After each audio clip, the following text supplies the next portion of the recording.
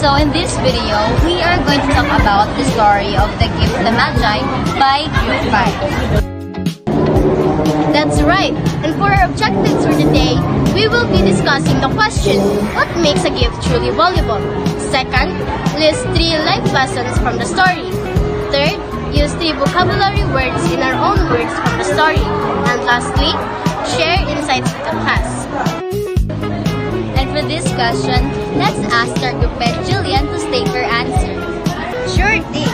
A gift becomes truly special when it has a meaning or thought behind it, not because of its price.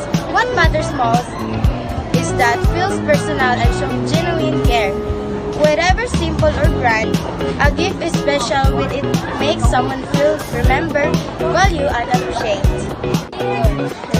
Next is the 3 life lessons of the story. First, true love is shown through sacrifice, not material wealth.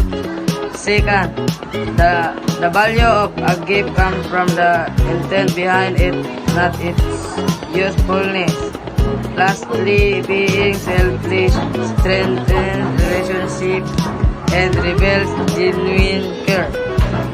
Up are the 3 vocabulary words from the story. First, selflessness, putting another person's happiness before your own. Second, sacrifice, giving up something valuable for the sake of something else.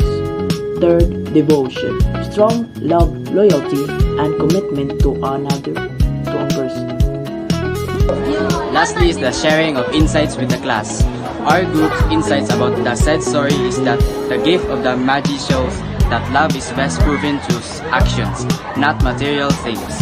Jim and Della's sacrifice teach us that true generosity comes from the heart, and even when outcomes are imperfect, genuine love and selflessness makes a gift truly meaningful.